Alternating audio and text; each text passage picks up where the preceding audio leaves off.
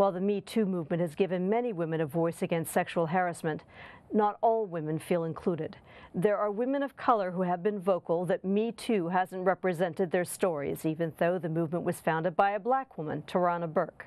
Tanya Hernandez is a law professor at Fordham University, where she teaches comparative employment discrimination and critical race theory.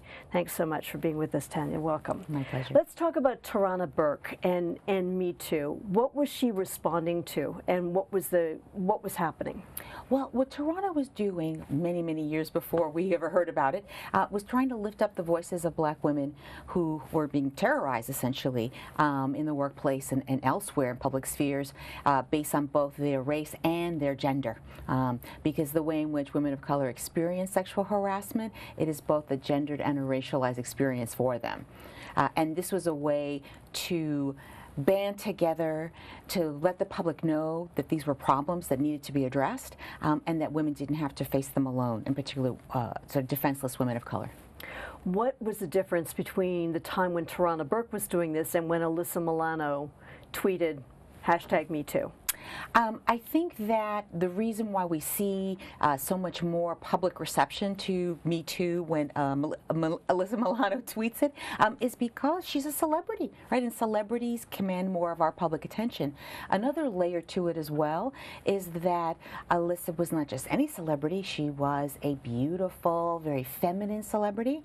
And I think, unfortunately, the perception of sexual harassment is that it's about sex, and so that an attractive, very feminine female is viewed as more prototype victim, when in point of fact, sexual harassment is not about sex. Sexual harassment is about power and trying to subordinate women.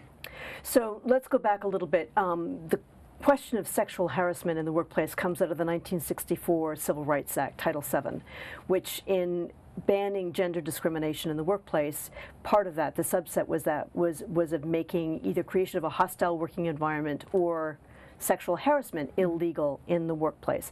Why do you think it is that it's taken all this time for us to understand that those things are happening in the workplace? Well, not to get too technical, but the 1964 Civil Rights Act doesn't ever say anything explicitly about sexual harassment. It simply says that you cannot discriminate in the workplace because of gender.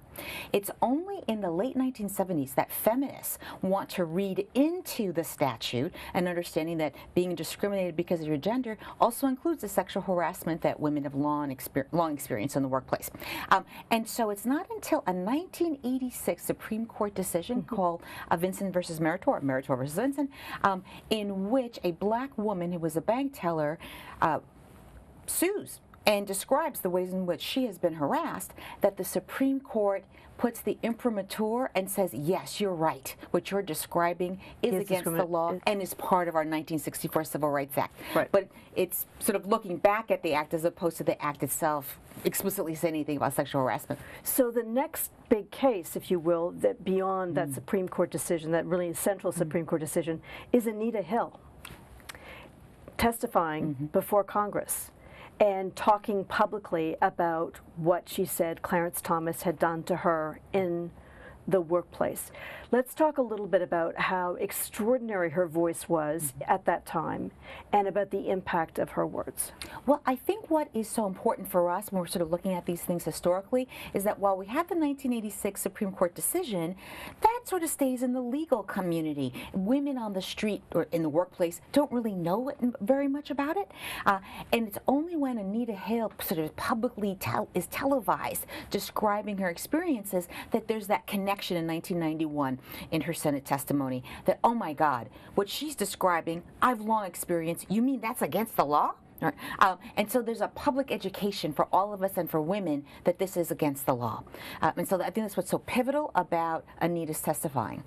Why do you think it takes us from 1991 to 2016, 2017 to begin to really seriously engage with that conversation? Well, here's the thing. While it's now, since 86, gotten the imprimatur that this is against the law, judges have still treated it as if it were aberrational. Oh, there's one or two sort of like perverts in the workplace and we, okay, we'll deal with them.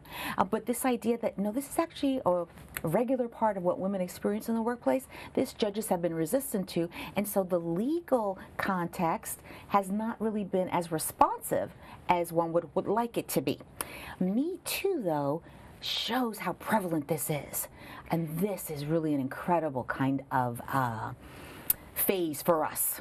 How much do we understand about how often this happens to women in the workplace and how often this happens to women of color in the workplace? What Me Too is, I think, is very useful for is showing us how prevalent it is generally. What Me Too has not had the same kind of traction in is showing us the ways in which there's an actual racial disparity in both the occurrence and the severity and in the reporting of sexual harassment, whereby women of color, and in particular black women, have long been the primary targets. How do we know that? We know this in a number of different ways. We know it from studies of various different sectors, women on the assembly line, women working in employment, women working in undergraduate contexts. So different occupational sectors, we've seen studies of them in particular, and when the women say whether they've been sexually harassed, we find statistically racial disparate reporting, that the women of color and the black women say much more and white women say much less. We also know it inferentially from looking at the reporting statistics before courts and before the agency, federal agency, the EEOC, where claims are filed.